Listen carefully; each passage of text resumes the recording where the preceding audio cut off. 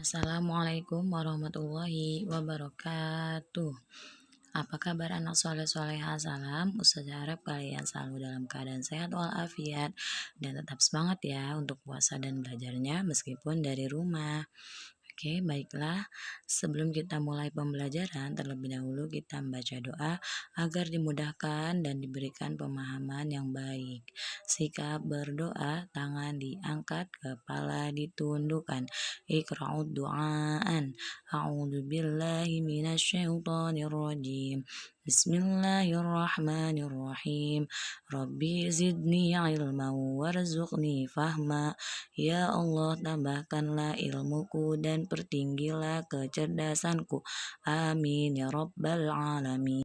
Hari ini kita akan membahas tema 2H, subtema 2, pembelajaran 3, 4, 5, dan 6 ya. Ayo kita amati. Tony merapikan pajangan sambil berdiri. Gerakan tari juga dapat dilakukan dengan posisi berdiri. Nah, nanti kalian bisa melakukan gerakan seperti contoh berikut. Nah, gerak tari level rendah, nah dilakukannya sambil duduk. Kemudian gerak tari level sedang dilakukan sambil berlutut. Dan yang ketiga, gerak tari level tinggi dilakukan sambil berdiri. Nah, kita dapat meniru gerakan-gerakan tersebut dan menjadikannya gerakan tari yang indah. Tony mulai merapikan kamar pada pukul 2 siang. Ia merapikan kamar selama 2 jam. Pukul berapakah Tony selesai? Nah, untuk menentukan waktu selesainya suatu kegiatan, kamu dapat menggunakan bantuan gambar jam. Tony mulai merapikan kamar pada pukul 2 siang. Nah, ingat ya anak soleh-soleha, 1 jam itu sama dengan 60 menit. Nah, jarum pendek bergerak 2 angka. 2 jam setelah pukul 2 adalah pukul 4.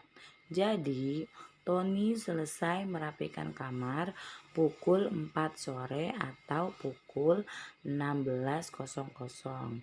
Nah, berapa menit lama Tony merapikan kamar?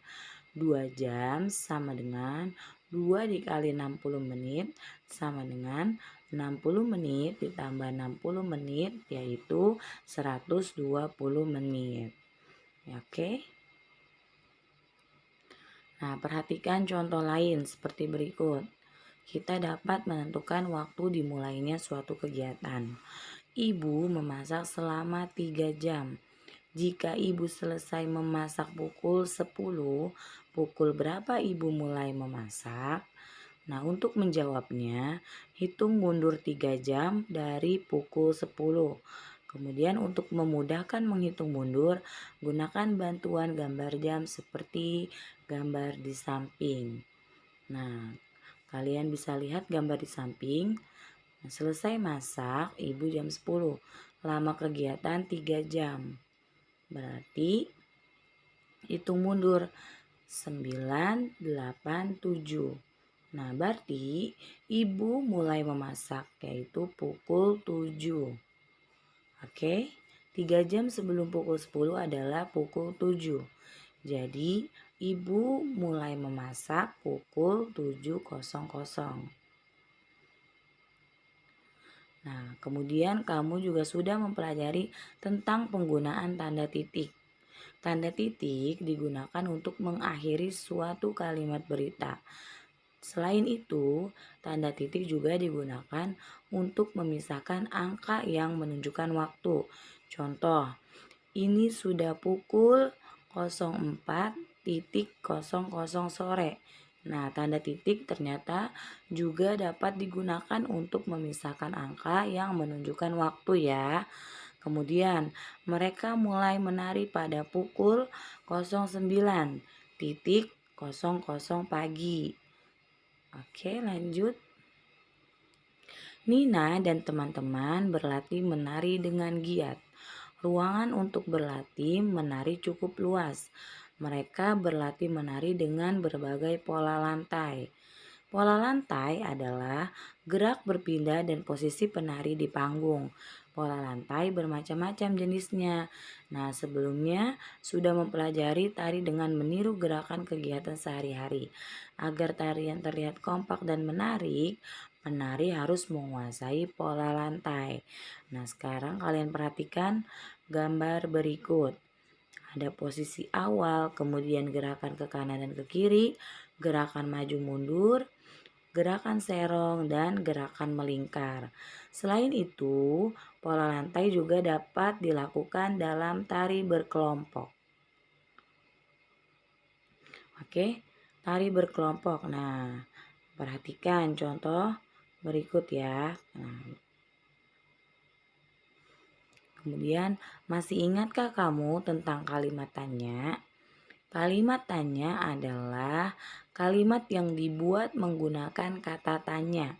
Kata tanya dalam bahasa Indonesia terdiri atas apa, di mana, kapan, siapa, mengapa, dan bagaimana. Kemudian kalimat tanya juga dapat dibuat dengan menambahkan partikel kah pada suatu kata. Contoh, pada gambar di atas. Apakah adik sudah mandi? Sudah, Kak. Maukah kakak membantu aku belajar membaca? Tentu saja adikku. Nah, jadi kalimat tanya dapat dibuat dengan menambahkan partikel kah pada suatu kata ya, anak soleh-soleha. Selain belajar berenang, kita juga dapat bermain di kolam renang. Amatilah permainan pada gambar di samping. Permainan lempar tangkap bola dapat dilakukan di air maupun di darat. Dalam olahraga kelompok, kita akan bermain dengan banyak teman. Mereka bisa saja berbeda agama ataupun suku bangsa dengan kita. Namun, kita harus tetap menjaga kekompakan saat bermain. Oke, gambar di atas yaitu menangkap bola. Kemudian gambar yang di bawah itu cara melempar bola ya. Nah, rukun saat bermain dengan teman. Nina tidak pernah memilih-milih teman. Ia bermain dengan siapa saja. Ada Deli yang berasal dari Sumatera Barat, ada juga Lani yang berasal dari Kalimantan Selatan. Meskipun mereka berasal dari daerah yang berbeda, mereka bermain dengan bersama dengan rukun. Oke, sikap pada gambar di samping menunjukkan persatuan dalam keragaman. Nih, salah satu contoh sikapnya ya, menolong teman tanpa melihat perbedaan merupakan sikap menjaga persatuan dan kesatuan saat bermain. Jadi, ketika kalian bermain, tidak boleh kalian memilih-milih teman. Harus bermain dengan siapa saja. Ya, oke anak soleh-soleha. Alhamdulillah pembelajaran kita sudah selesai ya anak soleh-soleha. Silakan kalian kerjakan latihan soal halaman 39 dan 44. Pesan Ustazah, jangan lupa sholat 5 waktu, kemudian membaca umi, dan menghormati serta membantu orang tua di rumah ya anak soleh-soleha. Oke, Ustazah akhiri. Wassalamualaikum warahmatullahi wabarakatuh.